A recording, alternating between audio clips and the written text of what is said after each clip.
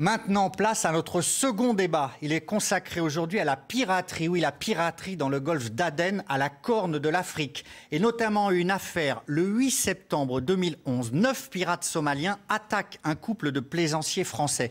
L'homme est abattu, sa femme prise en otage. Avant d'en parler, avant le débat, le récit d'Anne Maquignon. Ils étaient partis faire le tour du monde à bord de leur voilier. Mais au large du Yémen, dans le golfe d'Aden, au début du mois de septembre 2011, Christian et Evelyne Colombo rencontraient des pirates. Ce 8 septembre 2011, ils ont à peine le temps d'envoyer un message de détresse. Les premiers témoignages raconteront que l'homme à bord, Christian, 55 ans, a été tué par les premiers tirs lorsque les pirates ont approché le bateau. Son corps, jeté par-dessus bord, n'a pas été retrouvé. Son épouse Evelyne est enlevée. Leur catamaran baptisé Tribal 4 est retrouvé vide par un navire allemand chargé de la sécurité du trafic dans l'océan Indien. 2 jours plus tard, Evelyne Colombo est repérée par un hélicoptère français à bord d'une petite embarcation. Un navire espagnol mène alors une opération militaire contre les pirates présumés. La Française est récupérée saine et sauve. 7 pirates présumés sont arrêtés et renvoyés en France. 4 ans et demi plus tard, en avril 2016, ils sont jugés par la cour d'assises de Paris et sont reconnus coupables de détournement de navires ayant entraîné la mort, de séquestration et de vol en bande organisée.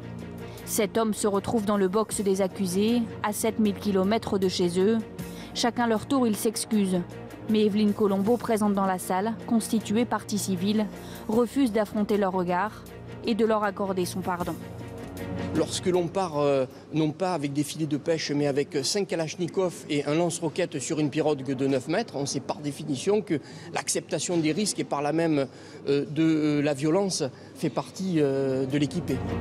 La représentante du ministère public réclame 16 à 22 ans de réclusion criminelle, mais la défense tente d'humaniser des hommes venus du bout du monde. Un monde fait de violence et de privation. Pour les avocats, les 7 prévenus ne sont pas des pirates professionnels, mais des petites mains qui tentaient comme elles pouvaient d'échapper à la misère. Ce qu'on peut espérer au mieux, c'est que la cour d'assises réussisse à individualiser au maximum les faits qui peuvent être imputés à chacun, puisqu'aujourd'hui on a 7 accusés qui comparaissent en coaction, c'est-à-dire ils sont renvoyés exactement pour les mêmes faits.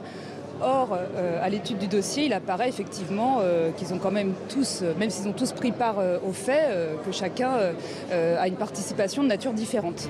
Finalement, les 7 pirates somaliens ont été condamnés à des peines de 6 à 15 ans d'emprisonnement. Parmi ces pirates somaliens, celui qui est désigné comme pirate numéro 7, il s'appelle Farhan Abshir Mohamoud. Avec nous, son avocate, on la voyait dans le sujet d'Anne Maquignon d'ailleurs, Élise Arfi, qui publie un livre intitulé Pirate numéro 7 chez Anne Carrière. Alors Élise Arfi, bonjour. Bonjour. Vous êtes donc au départ avocate commise d'office et vous allez défendre ce pirate numéro 7. Vous affirmez dès le début qu'il est mineur, mais malgré tous vos efforts, il sera jugé comme un majeur. Oui, tout à fait. J'affirme sur la base évidemment de la date de naissance qu'il indique aux autorités dès le moment de son interpellation. Ça veut dire que spontanément, lorsqu'on va l'interroger sur sa date de naissance, il va déclarer être né en 1995. Il est placé en garde à vue, sitôt son interpellation en pleine mer, dans le golfe d'Aden.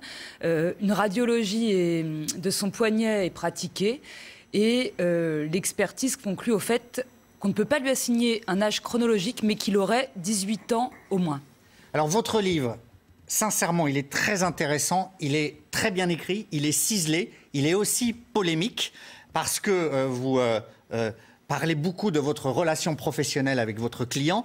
Ça dépasse peut-être, on y reviendra, la relation d'avocat à client, mais surtout, votre livre défend quand même, excusez-moi de vous le dire, un acte criminel.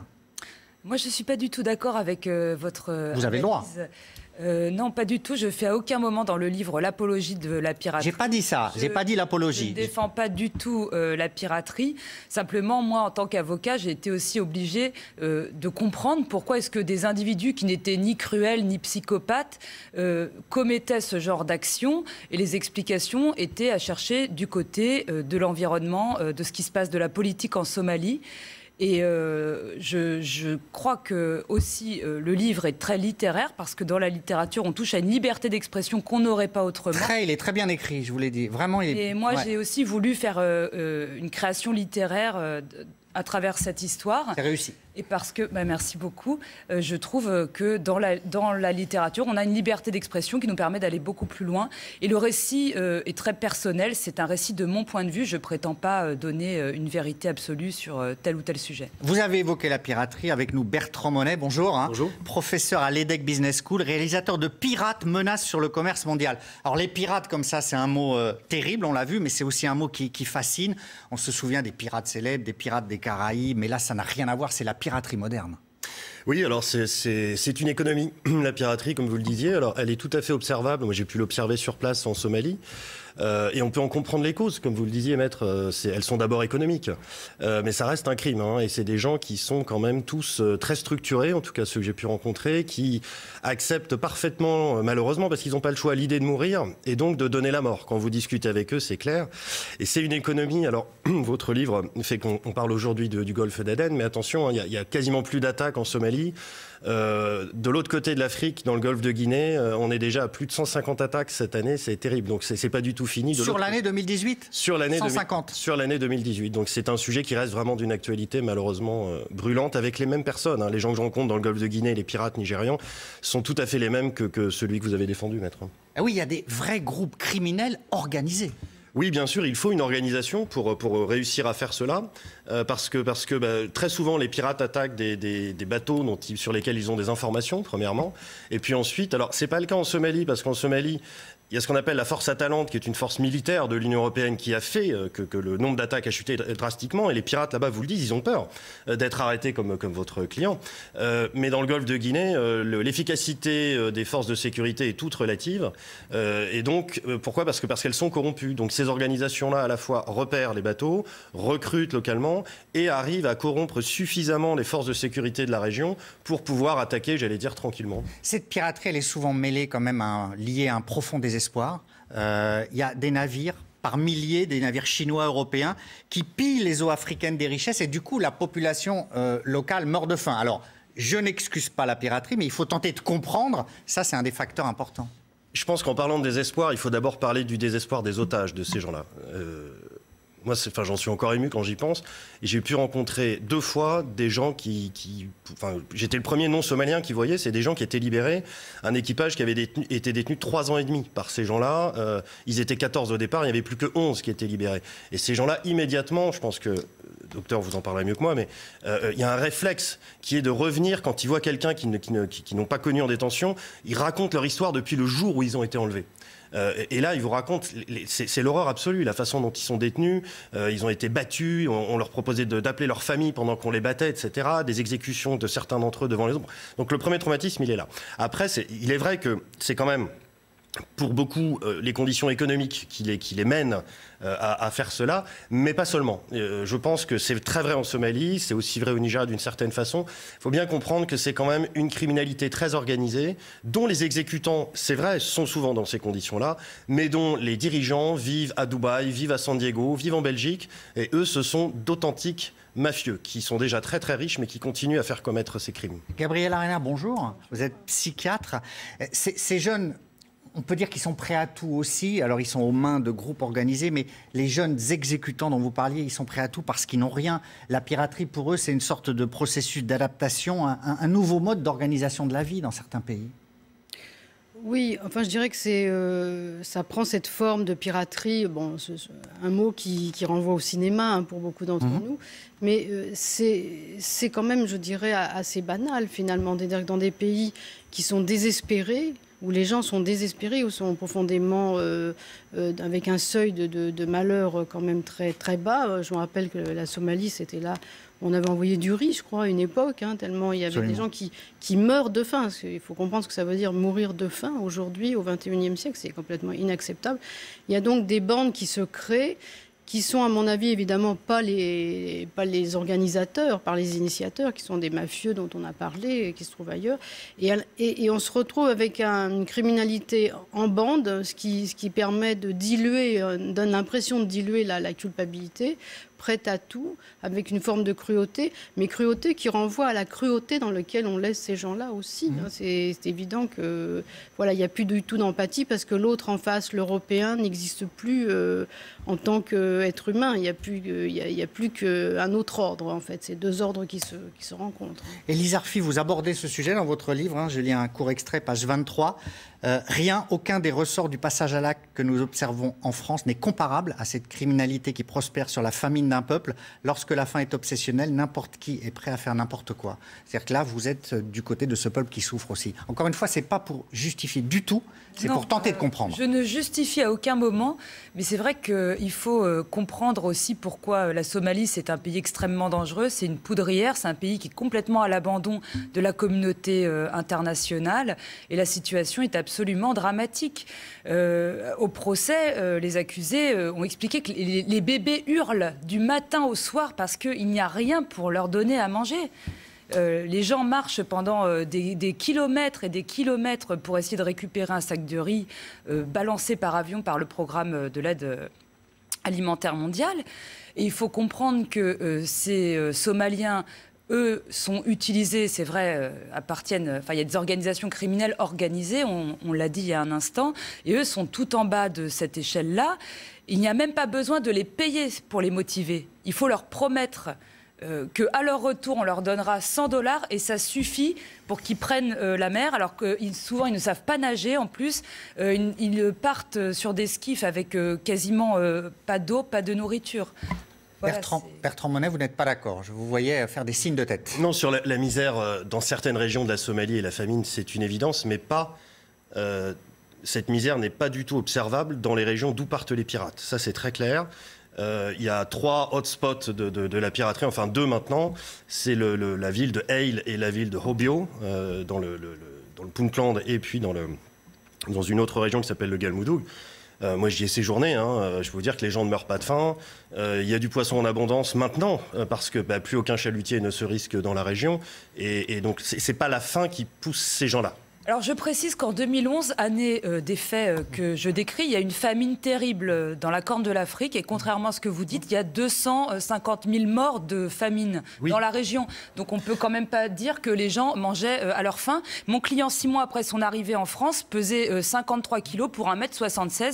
Je ne trouve pas non plus que ce soit je comprends bien, mais la région, une illustration de quelqu'un qui mangeait particulièrement bien à sa faim. Vous dites la région, il faut dire la région, allez-y, vous verrez, la Somalie, c'est immense.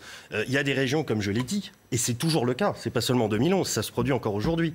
Des régions en Somalie, c'est un pays immense. Les régions où cette famine est observable, elle est d'ailleurs due en grande partie aux milices Al-Shabaab qui affament les régions qu'ils dominent. Là, elles sont observables. Allez sur la côte, allez au Puntland, allez au Galmudug, allez-y, je vous en prie. J'ai aucune vous verrez, alors allez-y avant d'en parler, parce qu'il n'y a vraiment pas de gens qui meurent de faim dans ces pays-là. Les populations se déplacent. Gabriel Arena. Les populations se déplacent. Personne ne dit que c'est précisément que ces gens de la côte. On peut penser que les bandes arrivent venant des zones qui sont en famine. Je veux dire, les gens se déplacent aujourd'hui, on le voit bien, puisqu'ils migrent jusqu'à nous. Donc, je comprends. Pourquoi ils ne migreraient pas jusqu'à ces bases, justement, de piraterie? La matrice sociale en Somalie, elle est clanique. Elle est fondamentalement violente.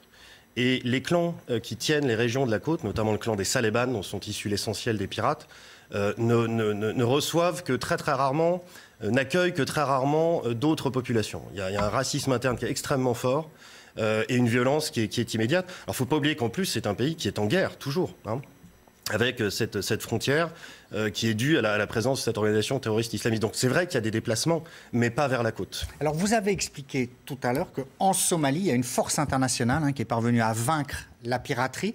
Ça veut dire que donc, quand il y a une coalition d'États, quand on est responsabilisé, quand on veut mettre en échec ces pirates, on peut. Ah oui, les chiffres le montrent. Et pourquoi est-ce qu'on ne fait pas ça en Guinée ? Alors dans le golfe de Guinée, les États sont souverains. En Somalie, on peut le faire parce que l'État somalien tient péniblement un quartier de Mogadiscio, la capitale, et encore avec l'appui d'une force de 6 000 hommes internationale, de forces africaines et de forces spéciales américaines. Mais dans le golfe de Guinée, les États qui bordent le golfe de Guinée sont parfaitement souverains, le Nigeria, le Cameroun notamment. Et donc il y a une force, il y a une mission de la Marine nationale française qui est déployée, mais qui ne peut pas intervenir avec l'efficacité qu'elle a dans le golfe d'Aden parce que ce sont des eaux territoriales, les États sont souverains. Alors, ils sont censés le faire. Encore une fois, les chiffres montrent que leur efficacité, qui avant corruption est tout à fait existante, là, elle est tout à fait discutable. C'est ça qui explique la différence. Élise Arfi, donc pirate numéro 7, vous parlez évidemment beaucoup de votre client. Il est en prison. d'accord, il est intercepté, ramené en prison en France. Il ne parle pas français, donc il y a un interprète. Les échanges sont extrêmement difficiles, la communication ne va pas de soi. Oui, les échanges sont très difficiles. Donc mon client ne parlait que le somali, il parlait pas anglais, il parlait pas français.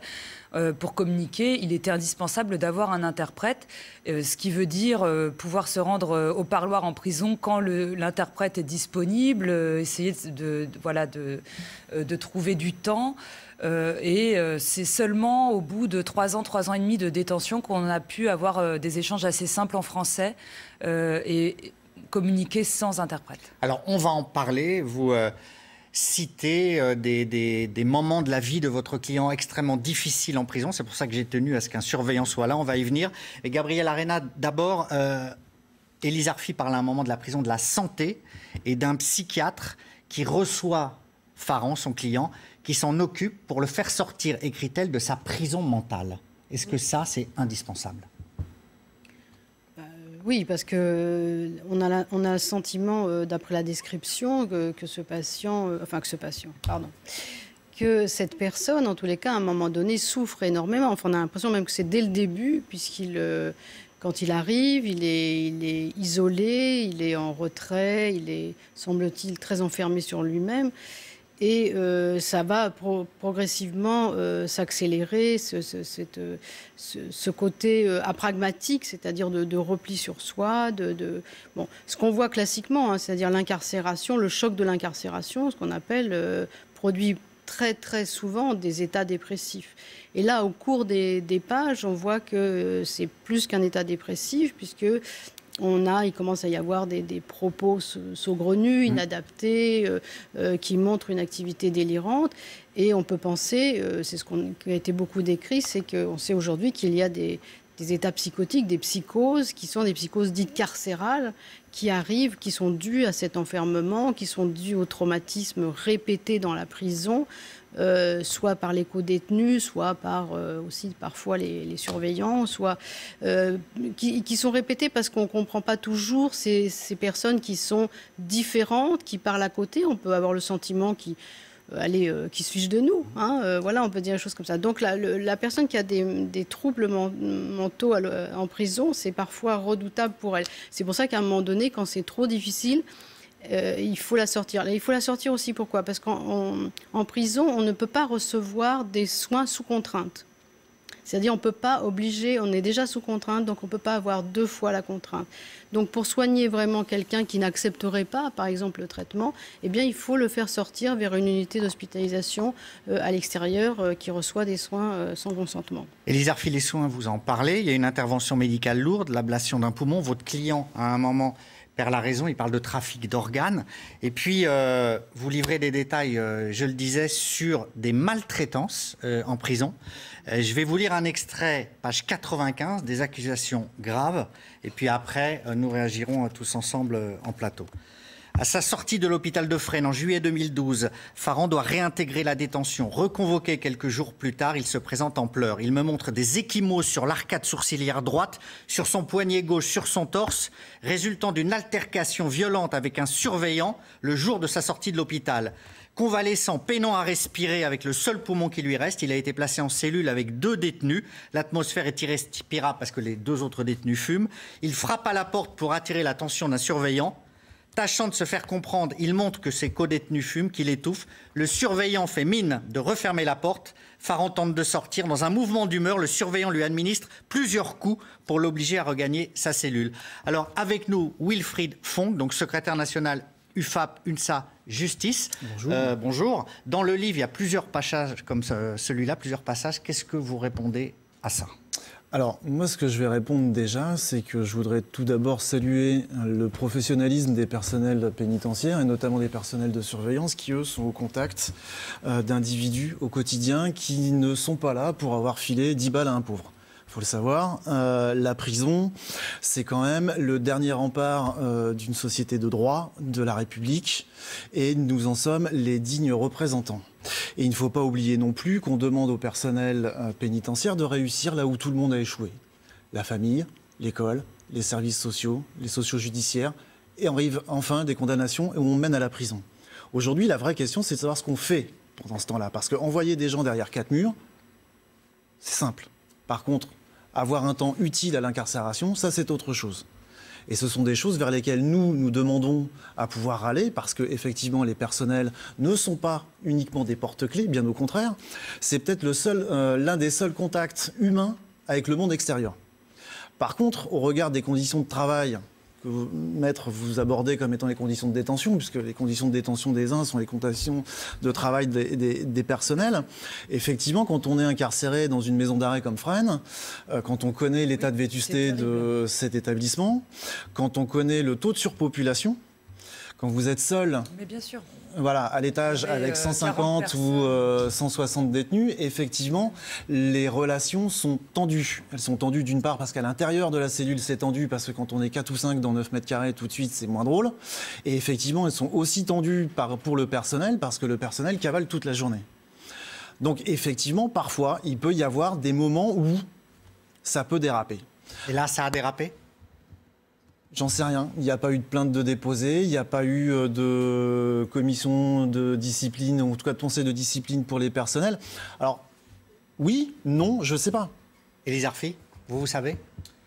Oui, en fait, j'avais déposé une plainte contre X, qui est toujours à l'instruction à Créteil, mais enfin, ça fait tellement longtemps. Vous vous en plaignez d'ailleurs dans le livre, hein ? Vous dites que cette plainte n'a pas avancé. De volonté, on va dire, d'enquêter là-dessus. Mais pour rebondir sur ce que vous dites, c'est vrai que les personnels pénitentiaires travaillent dans des conditions terribles. Par ailleurs, ils sont confrontés au fait qu'on met énormément de malades mentaux en prison, avec des comportements complètement erratiques, souvent violents, qu'il y a une surpopulation carcérale endémique en France, des conditions de travail indignes. Et la moindre incartade est ingérable, et je le dis dans le livre. Donc il ne s'agit pas du tout de, si vous voulez, fustiger telle ou telle personne. Ce n'est pas du tout mon propos. Je crois que tout le monde est dans le... Vous ne fustigez pas les personnes, mais quand même, vous n'êtes pas tendre avec le travail des surveillants pénitentiaires. Mais ce que je veux dire, c'est que aussi, quand même, c'est les pouvoirs publics là, qui sont en cause. Il ne s'agit pas de dire que tel surveillant est sadique ou cruel. Je pointe personne du doigt, mais les conditions de détention nous font honte. Gabrielle Arena, c'est vrai que c'est très compliqué cette relation entre détenus et surveillants. C'est très compliqué parce qu'effectivement, comme ça a été dit, ça a déjà été dénoncé plusieurs fois. Oui. La prison, il y avait le docteur Vasseur, dans les années 2000, qui avait parlé de la santé, déjà des conditions déplorables, pas uniquement dans les relations, mais déjà les locaux, les rats, les punaises, enfin tout ce qu'on peut trouver de dégradant pour tout le monde. C'est-à-dire qu'effectivement, travailler dans un milieu comme ça, c'est aussi dégradant pour celui qui y travaille. C'est pas que pour celui qui est emprisonné. Et puis, comme ça a été dit, il y a dans la prison on met tout le monde, hein. C'est-à-dire il y a énormément de personnes qui souffrent de troubles mentaux. Et ça, on retrouve l'espèce de rapport folie et emprisonnement là, qui sont à nouveau mêlés. Et il n'y a pas forcément de formation non plus pour le service pénitentiaire pour repérer qu'est-ce qui est du trouble psychiatrique, qui est-ce qui est de la provocation d'un malade mental qui va se mettre à rigoler de manière immotivée parce qu'il ne va pas bien dans sa tête et pas du tout parce qu'il se moque du surveillant. Il faut pouvoir décrypter toute cette clinique au jour le jour et ils n'en ont pas ni les moyens, ni le temps, ni la formation. Justement, Wilfried Fonck, quand vous avez comme ça un détenu, un jeune Somalien qui n'a pas de repère en France, est-ce que vos collègues arrivent, j'allais dire, à individualiser entre guillemets la prise en charge, avoir une attitude qui lui permet à lui d'avoir plus de repères. Parce que de son point de vue à lui, c'est la solitude, la détresse totale. Disons, quand on est confronté à des personnes qui viennent comme ça, là en espèce de Somalie, où effectivement la seule langue qu'ils connaissent, c'est le somali, c'est pas gagné non plus pour les personnels. Parce que personnellement, je ne connais aucun surveillant qui aujourd'hui parle le somali. Moi non plus d'ailleurs. Mais il est certain que face à ce genre de situation, on essaye au quotidien d'être un peu plus attentif parce que La seule possibilité de communication, ça reste le langage des signes après. Voilà. Et entre êtres humains, on arrive à se comprendre. Au-delà de ça, il est vrai que les conditions de détention ne permettent pas aujourd'hui de pouvoir avoir une prise en charge optimale, quels que soient les profils concernés de toute façon. Là, c'en est un. Les profils psychiatriques, c'est un autre exemple aussi. Et il est vrai qu'aujourd'hui, on demande au personnel d'être à la fois assistante sociale, pompier, psychologue, psychiatre, savoir prodiguer les premiers soins. Alors justement, Wilfried Fonck, je vais vous redonner la parole, mais je vais vous lire encore un extrait parce que vous allez pouvoir aborder un nouveau thème. C'est toujours donc un extrait d'Élise Arfi, Pirate numéro 7 chez Anne Carrière, page 105. Après Fresnes, c'est vous qui parlez. Me voici donc cataloguée chieuse à la santé. Le personnel pénitentiaire habitué aux fouilles et aux ordres se considère tellement chez lui dans sa prison qu'en tant que simple visiteur, il n'est pas compliqué d'avoir un avant-goût du traitement réservé aux détenus. Le maître mot est d'encaisser des petites humiliations et remarques déplacées sans répondre. C'est sévère. C'est sévère. Après, vous savez, des moutons à 5 pattes, il y en a partout. On n'est pas la seule administration où malheureusement... Il ne s'agit pas de ma part de stigmatiser votre profession qui est exemplaire, mais de vous confronter à des écrits. Vous savez, on est bien conscient aussi que dans nos rangs, il n'y a pas forcément que des gens qui vont avoir un comportement professionnel ou bienveillant. Mais ce n'est pas non plus le pourcentage le plus élevé, Dieu merci.